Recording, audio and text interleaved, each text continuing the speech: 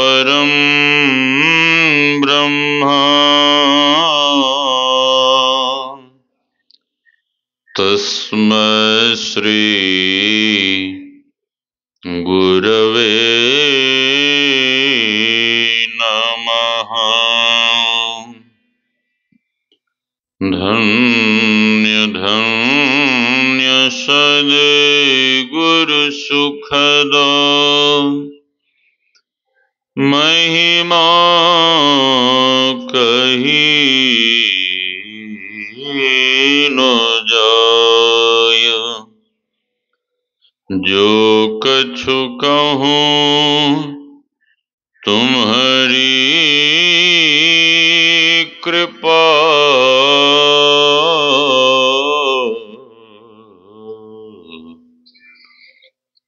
मोते कछु न बसाय।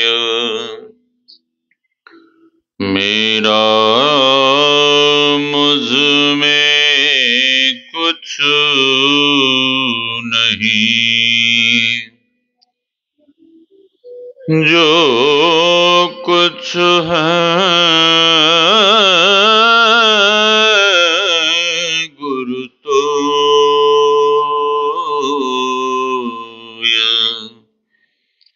तेरा तुझको सौंपता।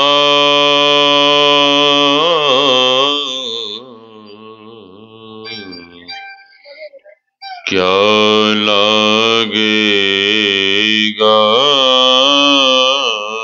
मोर तेरा तुझको सौंपता।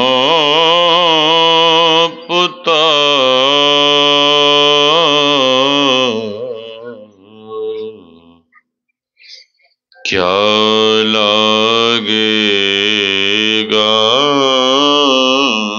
मोर।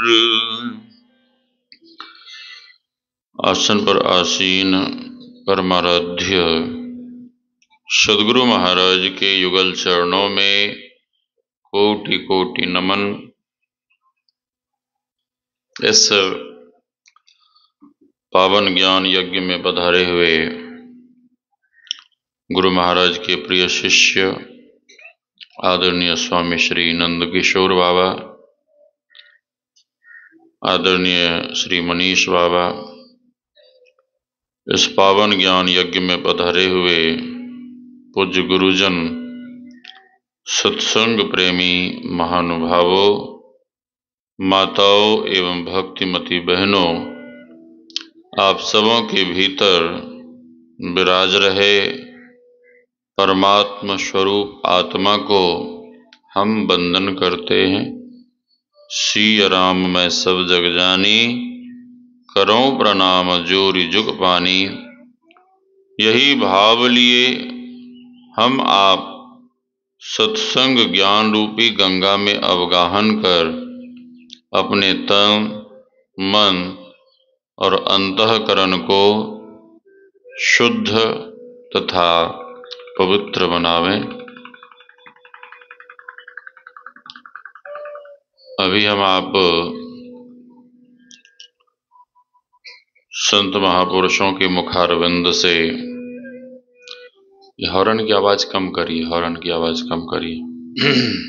श्री सद्गुरु महाराज की जय। ठीक।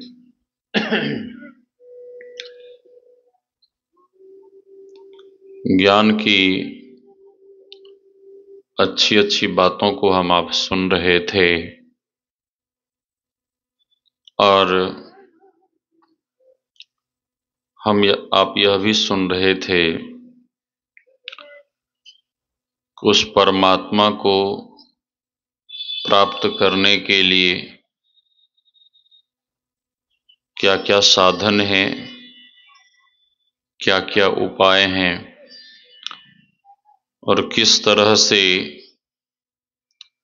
हम आपको रहना चाहिए, किस तरह का आचरण करना चाहिए। इन सारी बातों को हम आप सुन रहे थे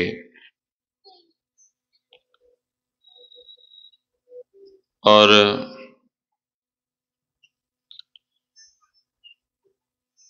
साधना की भी बातें हम आप श्रवण कर रहे थे। उस परमात्मा को पाने के लिए सबसे पहले उस परमात्मा के ऊपर विश्वास की जरूरत है। जब तक विश्वास नहीं होगा तब तक उनकी आराधना, साधना, ध्यान कैसे करेंगे। बहुत लोग परमात्मा के लिए तर्क वितर्क कुतर्क करते रहते हैं।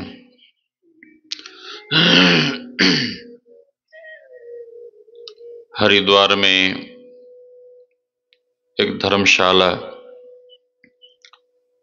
और उस धर्मशाला में बहुत सारे लोग रुके हुए थे। उसी धर्मशाला में एक वैरागी संत महापुरुष ठहरे हुए थे। संत महात्माओं का तो काम ब्राह्म मुहूर्त में जगना, भजन ध्यान करना, स्तुति प्रार्थना करना, सत्संग करना, भजन कीर्तन करना। संत जी ध्यान भजन कर बैठकर भगवान नाम संकीर्तन कर रहे थे।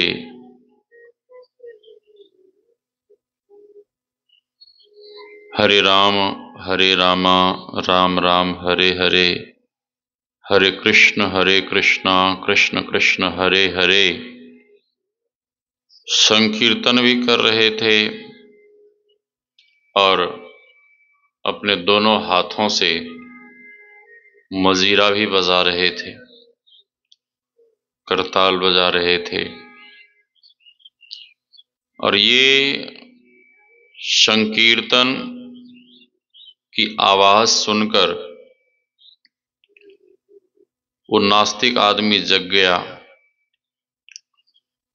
उस नास्तिक आदमी की नींद टूट गई।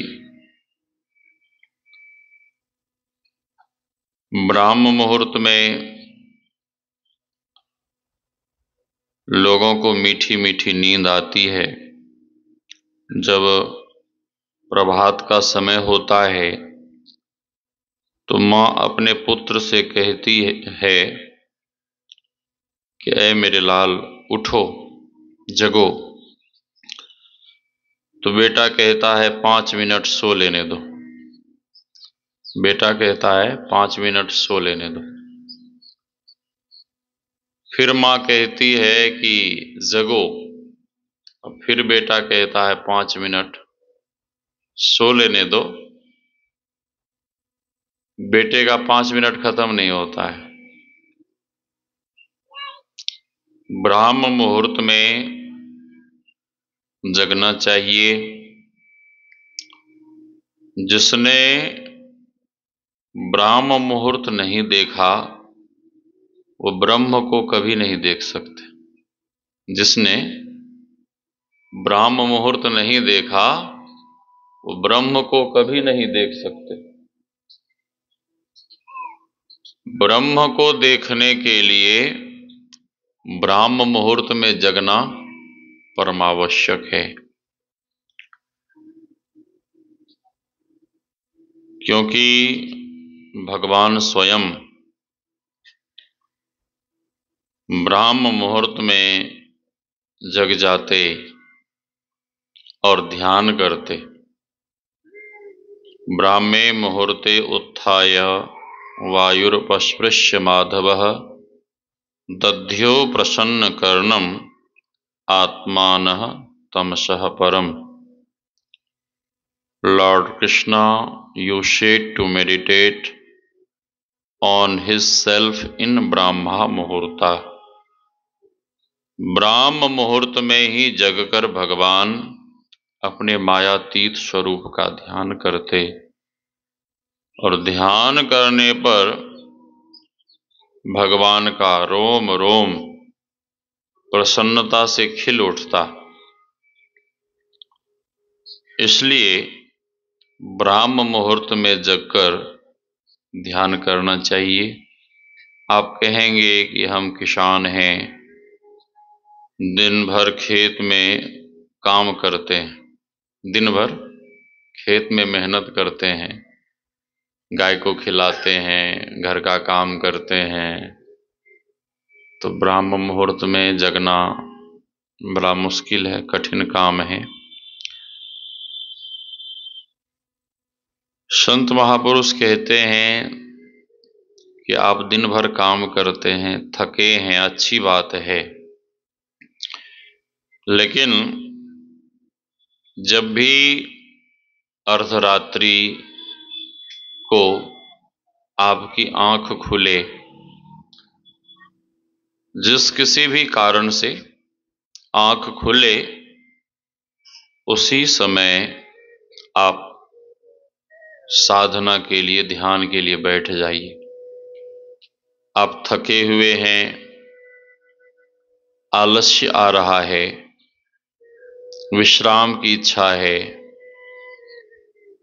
फिर बाद में जप ध्यान करते हुए लेट जाइए, लेकिन अर्धरात्रि को जगकर ध्यान करने की आदत डालिए। क्यों? अर्धरात्रि का जो समय होता है, रात्रि का जो समय होता है, उस समय का वातावरण बिल्कुल शांत रहता है। दिन में आप ध्यान के लिए बैठेंगे, कोई ना कोई कार्य के लिए आपके पास आएगा, डिस्टर्ब करेगा, या घर के बच्चे लोग ही आपको परेशान करेंगे। घर के बच्चे लोग, मम्मी है तो मम्मी मम्मी, पापा है तो पापा पापा, आपका ध्यान बच्चे लोगों की तरफ चला जाएगा। अर्धरात्रि में सभी लोग सोए रहते हैं। या निशा सर्वभूतानां तस्याम जागर्ति संयमी, तस्याम जागर्ति भूतानि सा निशा पश्यतो मुने।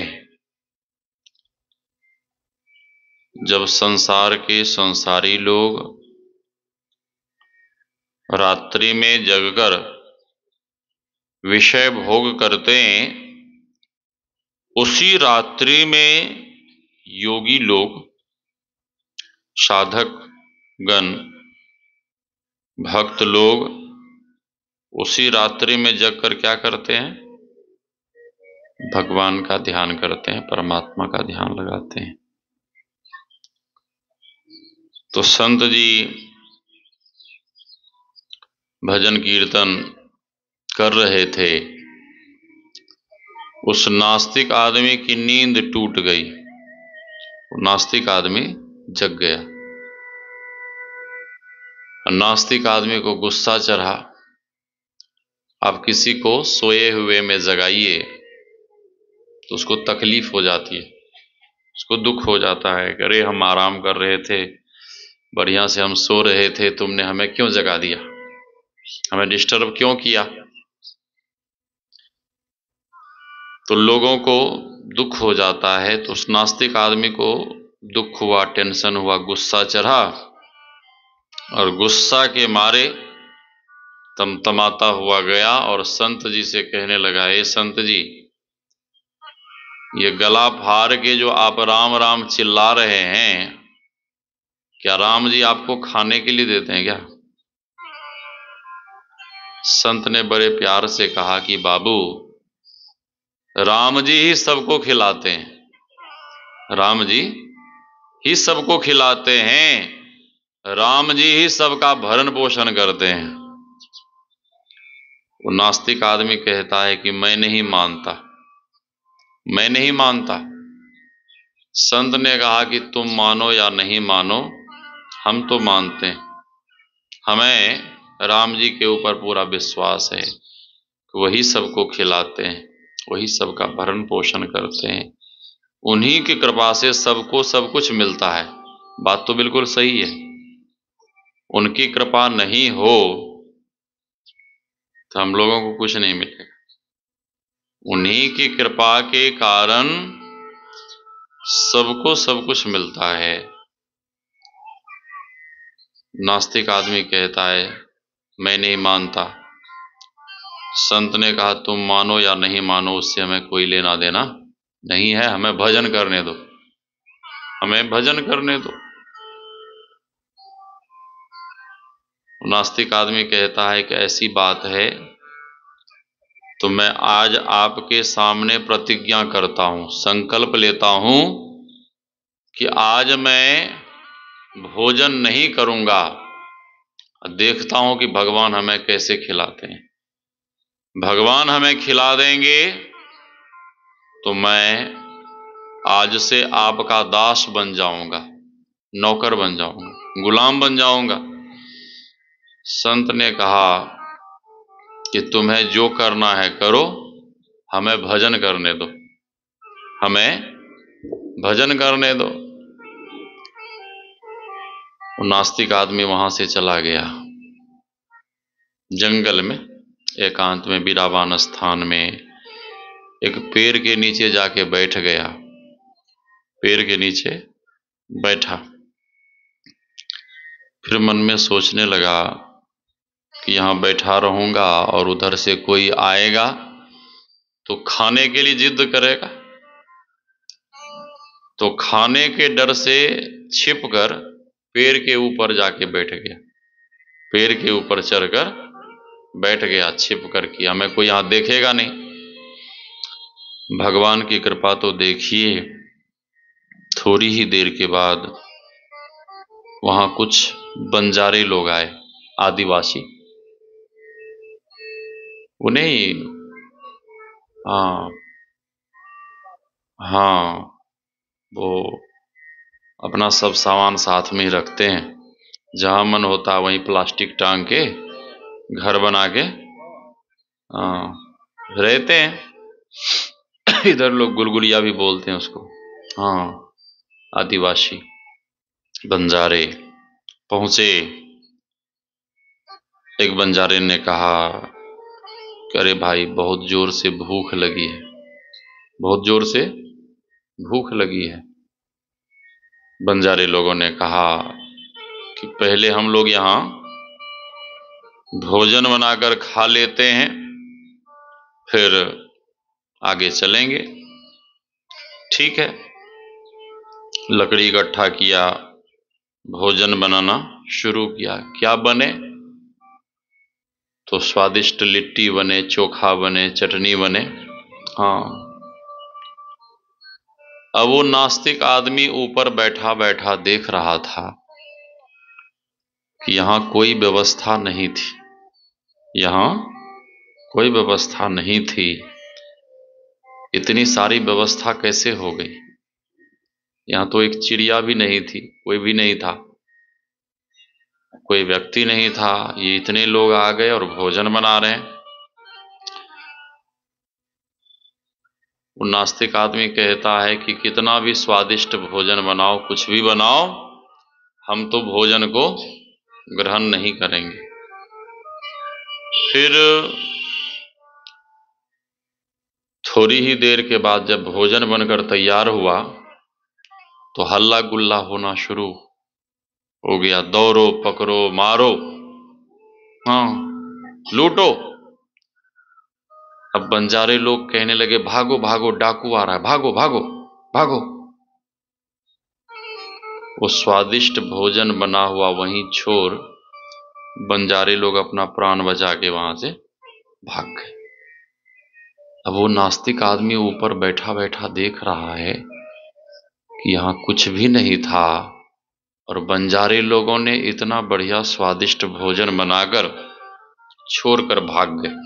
हाँ, वो नास्तिक आदमी कहता है चाहे कुछ भी हो जाए उस भोजन को हम छुएंगे नहीं, हाँ, स्पर्श भी नहीं करेंगे। आज मैं खाऊंगा नहीं, क्योंकि मैंने संकल्प किया है आज मैं भोजन नहीं ग्रहण करूंगा, देखता हूं कि भगवान हमें कैसे खिलाते हैं। भगवान की कृपा तो देखिए, थोड़ी ही देर के बाद वहां पे डाकू लोग पहुंचे। डाकू लोगों ने देखा, अरे कितना ये सुंदर स्वादिष्ट लिट्टी चोखा चटनी, ये भोजन। एक डाकू ने कहा कि पहले हम लोग इस भोजन को ग्रहण कर लेते हैं, खा लेते हैं, फिर आगे चलेंगे। हाँ, फिर आगे चलेंगे। डाकुओं के सरदार ने कहा कि इतना मूर्ख मत बनो, इतना मूर्ख मत बनो। क्यों? इसलिए भोजन तो हम ही लोगों के लिए बना है, लेकिन इस भोजन में बनाने वालों ने जहर जरूर मिला दिया होगा कि डाकू लोग खाएंगे और मर जाएंगे। एक डाकू कहता है कि ऐसी बात है तो जहर मिलाने वाला यहीं कहीं छुपा होगा, यहीं कहीं छुपा होगा। तो डाकुओं ने कहा कि ढूंढो उसे, ढूंढो। एक डाकू उसमें कहता है कि यदि वो पकड़ा गया तो हम तो उसे गोली मार देंगे, हाँ, तुरंत उसे मार देंगे यदि पकड़ा गया तो, हाँ। अब वो पेड़ के ऊपर, अच्छा, वो लोग ढूंढे तो कोई मिले नहीं, हाँ, क्योंकि भोजन बनाने वाले तो भाग गए थे। वो नास्तिक आदमी ऊपर बैठा बैठा सोचने लगा कि यदि मैं पकड़ा गया तो ये लोग बिना मतलब के हमें ही मारेंगे। अब वो भय के मारे कांपने लगा, और जब कांपने लगा तो पेड़ का डाल हिला। जैसे ही डाल हिला तो डाकुओं की दृष्टि ऊपर गई दृष्टि कि वो रहा ऊपर जहर मिलाने वाला, वो रहा ऊपर जहर मिलाने वाला बैठा है पेड़ के ऊपर। एक डाकू ने बंदूक उठाया और बोला कि मारें इसे, गोली मारें। वो नास्तिक आदमी ऊपर बैठा बैठा वहीं से हाथ जोड़ने लगा, गिड़गिड़ाने लगा कि हमें दास बनाओ, नौकर बनाओ, चाहे जो बनाओ, लेकिन मारो मत, मारो मत। तो डाकुओं ने कहा नीचे उतरो, नीचे उतरो।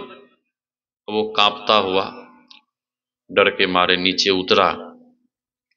डाकुओं के सरदार ने कहा ये जहर मिला हुआ भोजन पहले इसी को खिलाओ। अब वो नास्तिक आदमी कहे कि हम नहीं खाएंगे, हाँ। अब वो जो बोला हम नहीं खाएंगे तो डाकू लोगों को संदेह हो गया, लगता है कि इस भोजन में जहर मिला हुआ है, इसीलिए ये खाना नहीं चाहता है, हाँ, खाना नहीं चाहता है। डाकुओं के सरदार ने कहा कि इसका हाथ पैर बांधो, पहले उल्टा हाथ बांधो, पैर बांधो, और ये जहर मिला हुआ भोजन इसी को जबरदस्ती ठूस ठूस के पहले खिलाओ, ये खाएगा और खुद मरेगा। अब वो कहे हम नहीं खाएंगे, तो डाकू लोगों ने पकड़ा, इसका हाथ पैर बांधा और वो भोजन उठा उठाकर जबरदस्ती उसको खिलाना शुरू कर दिया। एक डाकू ने उसके जबड़े को दबाया और जैसे मुंह खुला तो डाकू लोग उसके मुंह में भोजन उठा उठा के भरना शुरू कर दिया। हाँ, खाते खाते उस नास्तिक आदमी का पूरा पेट भर गया, नाक के ऊपर तक भोजन आ गया। अब वो कहने लगा कि बाबू साहब, भाई साहब, छोड़ दो, अब हम मर जाएंगे, छोड़ दो, मर जाएंगे, हाँ, मर जाएंगे, मर जाएंगे। डाकुओं के सरदार ने कहा कि छोड़ दो, ये हॉर्न की आवाज कम करिए ना। श्री सदगुरु महाराज की जय। हाँ ठीक है, रहने दीजिए, ठीक। श्री सदगुरु महाराज की जय, श्री सदगुरु महाराज की जय। डाकुओं के सरदार ने कहा कि छोड़ दो, यदि भोजन में जहर मिला हुआ होता तो ये कब का मर गया होता। इसका मतलब है कि इस भोजन में जहर मिला हुआ नहीं है। हाँ, जहर मिला हुआ नहीं है। डाकुओं के सरदार ने पूछा कि अरे भाई, जब भोजन में जहर तुमने नहीं मिलाया था तो तुम खा क्यों नहीं रहे थे? वो नास्तिक आदमी कहता है कि आपसे क्या कहूं, ना तो हमने भोजन में बनाया था, ना ही हमने इसमें जहर मिलाया था। हमने कुछ नहीं किया था और भोजन में तो जहर था ही नहीं, फिर तुम खा क्यों नहीं रहे थे? वो नास्तिक आदमी कहता है कि आपसे क्या कहूं, आज सुबह सुबह एक संत के सामने मैंने प्रतिज्ञा की थी कि आज मैं भोजन नहीं करूंगा, देखता हूं कि भगवान हमें कैसे खिलाते, और नहीं खाने के डर से मैं यहां आके जंगल में पेड़ के ऊपर छिपकर बैठा था। लेकिन भगवान की कृपा तो देखिए, भगवान ने भोजन बनाने के लिए बंजारों को भेज दिया और वे बंजारे इतने स्वादिष्ट भोजन बनाए, लेकिन भोजन को बच्चा, श्री सदगुरु महाराज की जय। शांति से बैठो, खेलना है तो बाहर चले जाना। श्री सदगुरु महाराज। बंजारे लोग बने हुए भोजन को छोड़कर, जैसे ही कोलाहल सुना भाग गया प्राण बचा के। फिर भी मैं उस भोजन को हाथ लगाने वाला नहीं था। भगवान की कृपा तो देखिए, जब उस भोजन को मैंने ग्रहण नहीं किया, खाना स्वीकार नहीं किया, तो भगवान की कृपा तो देखिए, भगवान ने भोजन कराने के लिए, भोजन खिलाने के लिए आप लोगों को भेज दिया। भोजन खिलाने के लिए आप लोगों को भेज दिया, और फिर भी मैं खाने को जब तैयार नहीं हुआ तो आप लोगों ने हमें जबरदस्ती ठूस ठूस के खिलाया। श्री सदगुरु शांति से बैठिए, आप इशारा मत करिए किसी को, ध्यान बढ़ता है सबका। श्री सदगुरु महाराज की जय। भोजन आप लोगों ने हमें जबरदस्ती ठूस ठूस के खिलाया, और आज हमें पूरा विश्वास हो गया कि सचमुच में भगवान ही सबको खिलाते हैं, भगवान ही सबका भरण पोषण करते हैं। आज मुझे पूरा विश्वास हो गया। मैं तो नास्तिक था, लेकिन आज से मैं अब आस्तिक, आज से मैं भगवान का भक्त बन जाऊंगा, और आज से मैं भगवान का भजन करूंगा। आज से मैं भगवान का भजन करूंगा। उन डाकू लोगों ने जब सुना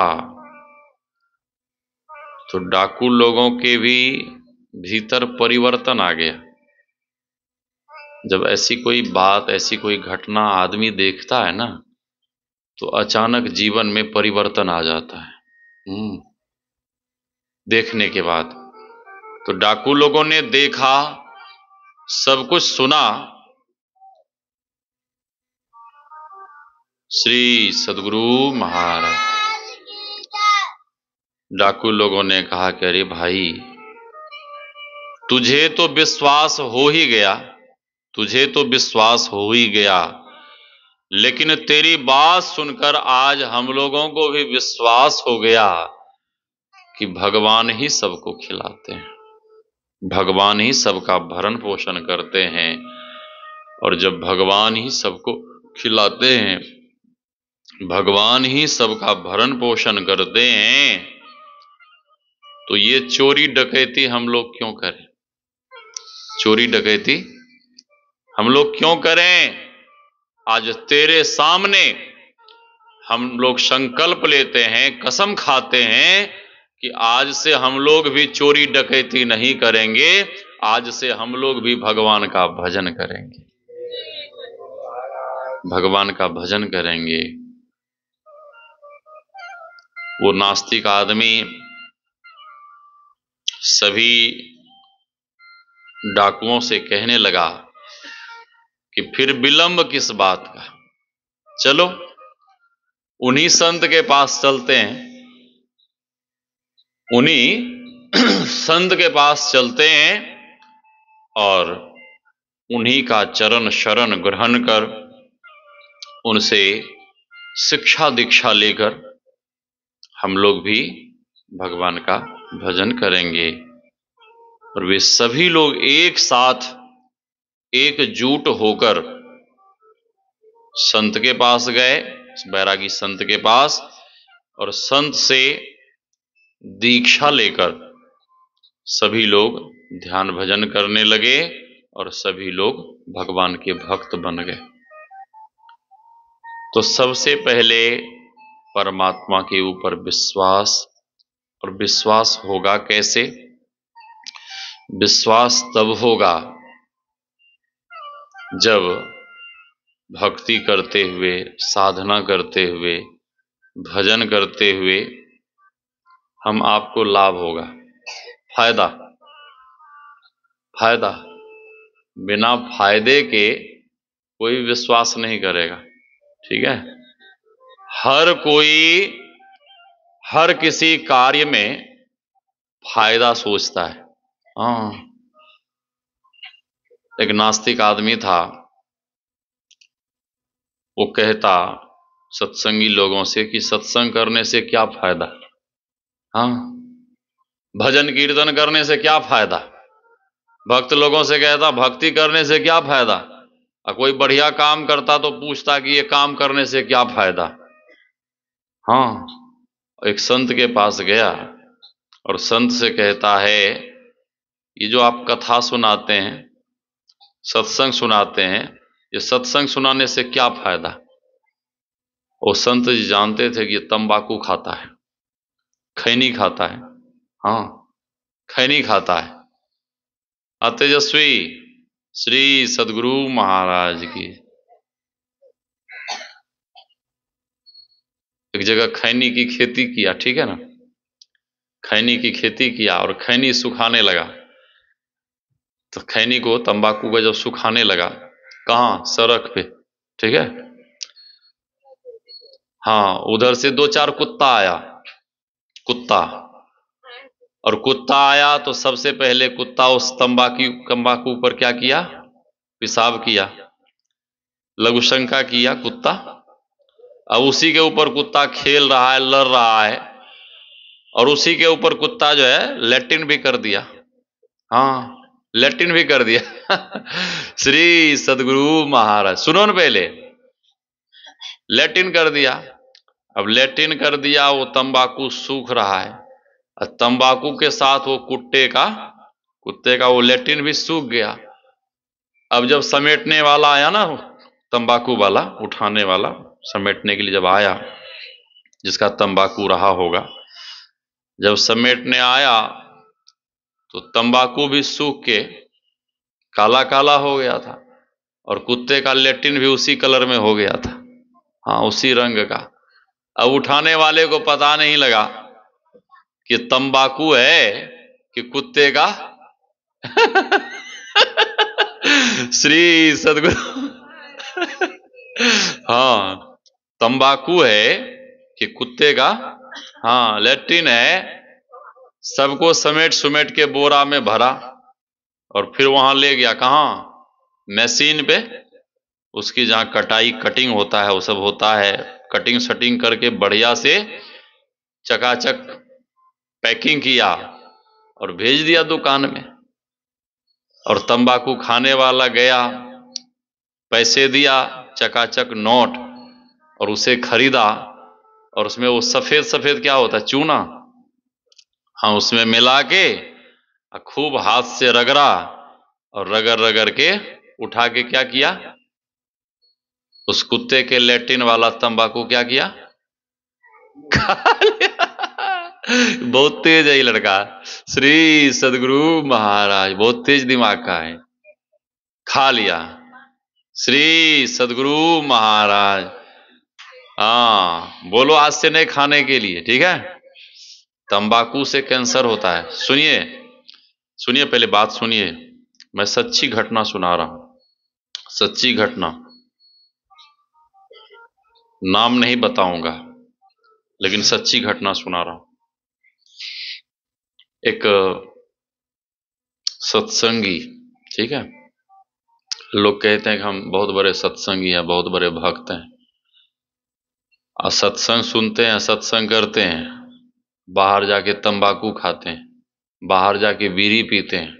हाँ, और यहां तो नहीं, बिहार में, अदर स्टेट में लोग सत्संग भी करते हैं, दारू भी पीते हैं। हाँ, हाँ, आपकी खूब सेवा करेंगे, खूब आपकी पूजा करेंगे, खूब दान दक्षिणा देंगे, ठीक है, लेकिन वे पीछे में छिप कर दारू पीते हैं। हाँ, तो वैसा सत्संगी और वैसा भक्त बनने से क्या फायदा? ये तो ढोंग है, पाखंड है कि हम भक्त हैं। नहीं, बिल्कुल नहीं। तो मैं कह रहा था एक सच्ची घटना। एक भक्त, नाम के भक्त रहे होंगे, साधु महात्माओं ने उसे खूब समझाया, अब मैंने भी समझाया, अरे भाई आप दीक्षा लिए हैं, भक्ति करते हैं, भजन करते हैं, सत्संग करते हैं, ये तंबाकू क्यों खाते हैं? गुरु महाराज ने तो मना किया है कि पंच पाप से अलग रहकर भजन करना है, ध्यान करना है, ये तुम तंबाकू क्यों खाते हो? तो कहता क्या कहूं, आदत लगी है, छूटता नहीं। हाँ, मैंने कहा छोड़ दीजिए, इससे कैंसर रोग होता है। क्या होता है? कैंसर रोग होता है। उन, हाँ, नहीं माना वो। हाँ, हाँ, उस पे लिखा रहता है, सिगरेट के भी उस पे रहता है कि ये स्वास्थ्य के लिए हानिकारक है और इससे कैंसर होता है। हाँ, सब कुछ लिखा रहता है उस पे। और फिर भी अच्छे अच्छे, अच्छे अच्छे पढ़े लिखे लोग भी खाते हैं।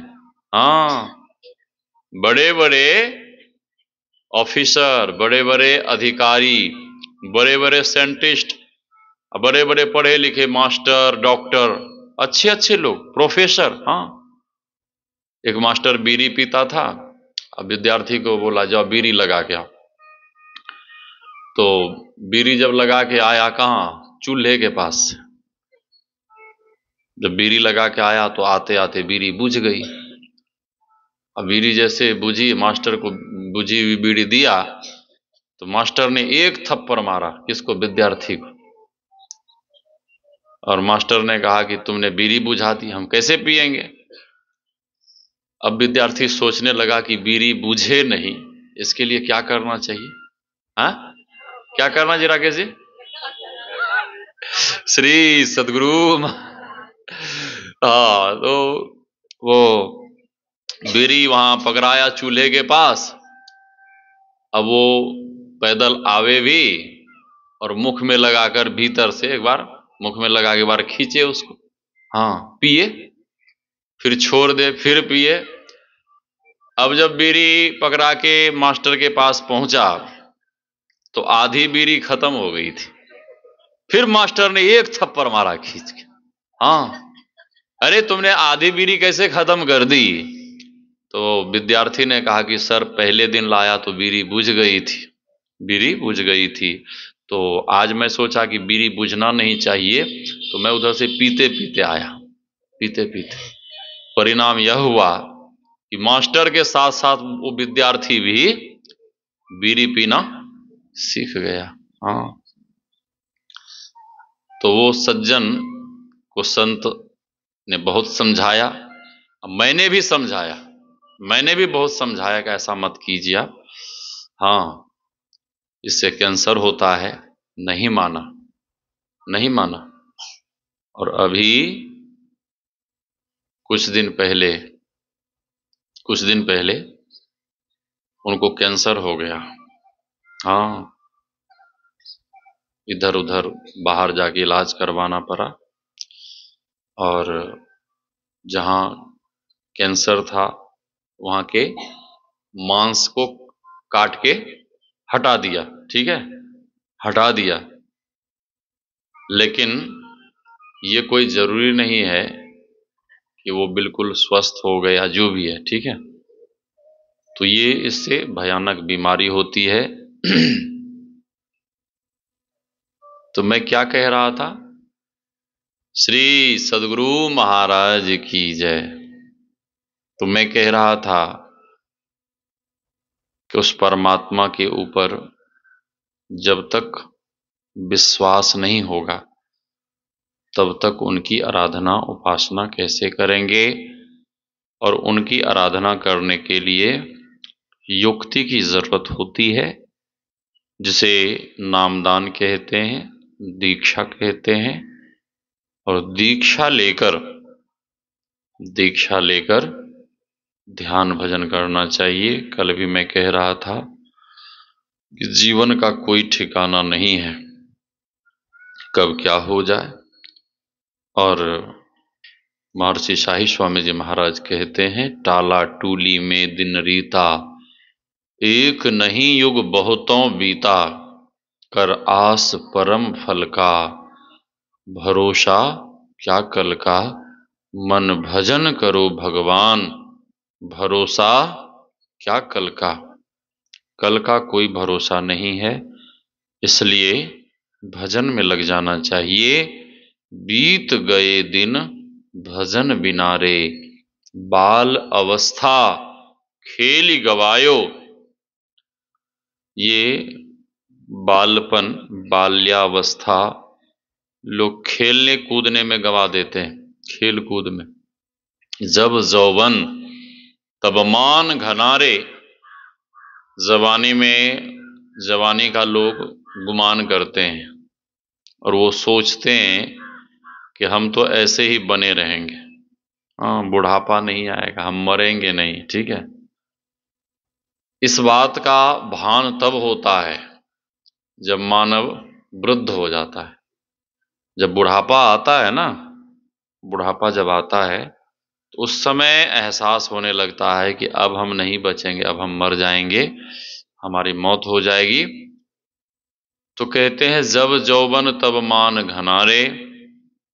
और आगे है, वृद्ध भये तन आलस उपजी, रोग ग्रसित भय सकल तनारे।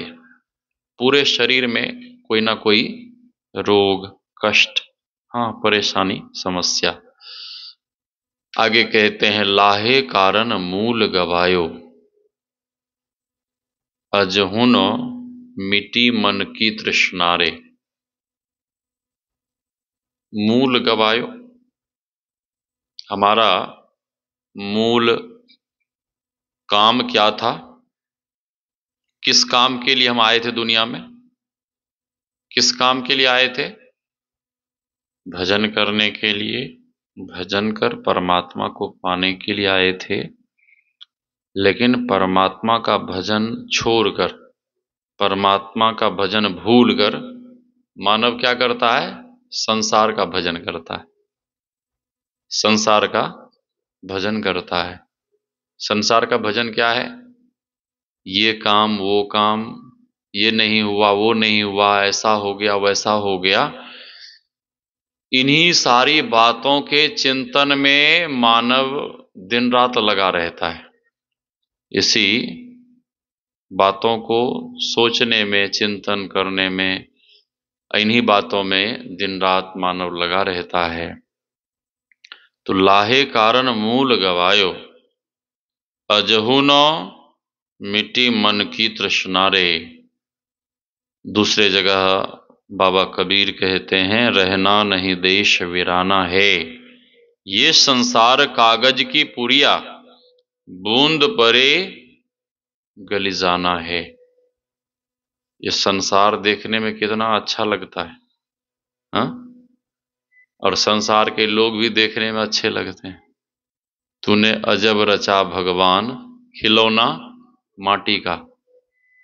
अजब ये माटी का पुतला भगवान ने बनाया है। और